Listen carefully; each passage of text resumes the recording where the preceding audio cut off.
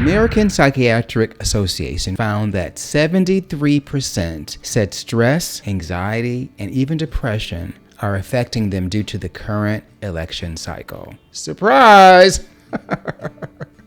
I'm shocked. This statistic is not surprising when we consider the many factors impacting mental health today. Political tension, societal pressure, and personal struggles. And there's plenty of all of that going around. Let's talk about how to protect our mental health and well-being amidst such turmoil and political strife. I'm Aubrey Lynch, and for the last 40 years, from Alvin Ailey to Lion King, Harlem School of the Arts, and American Ballet Theater, I have helped high achievers achieve their goals and get the life that they want. Join me. Whether it's the ongoing political divide or the aftermath of a global pandemic, or pressures driven by society and social media, the common thread is that our emotional well-being, our emotional health, and our emotional balance has been challenged, deeply, deeply challenged. In times like these, it's clear to maintain our mental health and fortitude, focusing on spiritual practices such as prayer, meditation, acts of service, offers a foundation for transcending the negativity of the world around us. By connecting with something higher, whether that's your inner self or a greater power, you allow yourself to rise above the chaos and the shenanigans.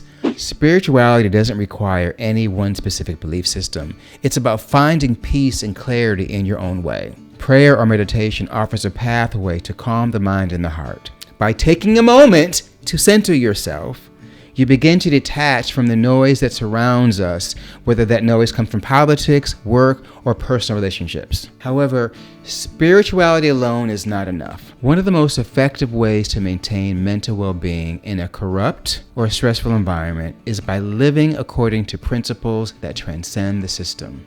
The world may be filled with conflict, greed, and division, but we don't have to operate within that framework. Instead, by living with integrity, kindness, and compassion, we can create our own system, one that prioritizes the well-being of ourselves and those around us. In today's world, especially with political stress at an all-time high, it's important to avoid being drawn into the constant conflict and negativity.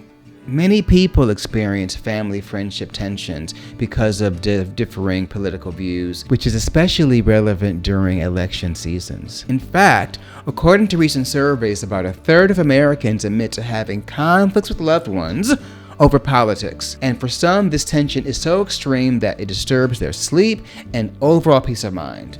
That's me. I am literally tense because I cannot believe what's happening, and I cannot believe what's at stake. I just can't. I cannot believe that we're here, and it gets me stressed. These political tensions can act as triggers for deeper emotional and mental health challenges, leaving many people struggling to cope with their anxiety or depression. I can relate. I literally feel like I'm back in school being bullied as I watch these people saying these outrageous things. It reminds me of being in high school, the middle school, where people would say outrageous things that were about me. Maybe not directly to me, but they were about me. And I felt like I couldn't do anything because I was small and I didn't know how to fight. And I wouldn't win a fight anyway because they were twice my size. And there were more of them than me. So I had to endure it. And here I am now, 50 years later, feeling the same way, triggered by news clips that I have to stop watching. This is real. This is real. I feel like I'm literally reliving my childhood bullying because I can't impact the things people are saying on television. It's deep. It's important to approach others with understanding and empathy without trying to change their minds. That'll make it crazy. Engaging in heated arguments rarely changes anyone's perspective. Instead, it often results in more frustration. By learning how to let go of the need to be right, you allow yourself to step back from the toxicity that can harm your mental health. This isn't about ignoring your values, but rather about choosing your battles wisely and preserving your inner peace. The rise of social media has amplified these challenges. As we swipe through the various platforms, the barrage of negativity and hate and political polarization can be overwhelming. Incredibly, more than half of Americans rely on social media for their political news. When we know that they are filled with biases and negativity and hate, and they're designed to addict you to watch more. If we don't use those platforms with the consciousness and knowing what it is and understanding the context of what it is, it can have a huge impact on your mental health. To combat this, it may be time to consider a digital detox, or at least limiting your engagement so that you can have a moment to find some peace. It's perfectly okay, and I really encourage you to take a step back. Focus on yourself and avoid the endless cycle of political debates that often lead to nowhere. It's just a cycle of watch again, watch again, watch again. Here he goes again. There they go again. Watch again, watch again. It's purposeful to keep us addicted. And it's having an effect on you and me and all of us. And it's not good.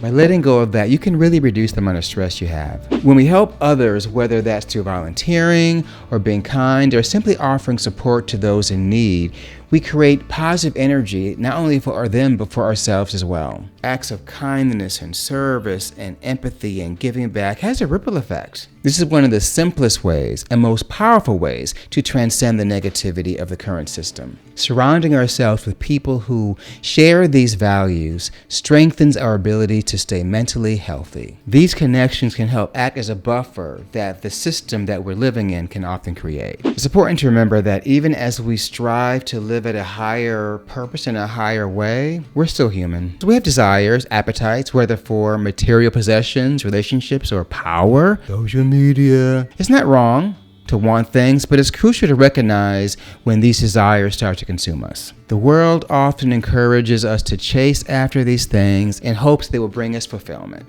But the truth is, we know that's not going to happen. They don't.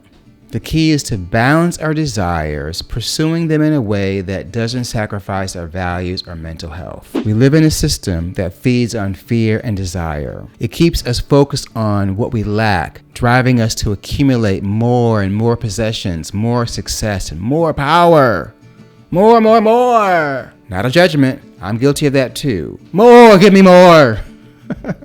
When we are reduced to our deepest, most purest self, we have enough. It takes very little to live. And you know this. No matter how much we acquire, there's always something missing. True fulfillment doesn't come from what we own or achieve. It comes from how we live our lives and the relationships we build. When we focus on personal growth, kindness, and service, we create a life that isn't dependent on external circumstances. Maintaining mental health in today's world requires a combination of spiritual grounding, practical action, and conscious decision making. It means stepping away from the toxic influences of political and social systems when necessary, and building a life centered on timeless values. As we continue to face a stressful and often divisive political climate, we must remember that we have the power to choose how we respond. Whether through meditation, service, or simply disengaging from negative energy, we can protect our mental well-being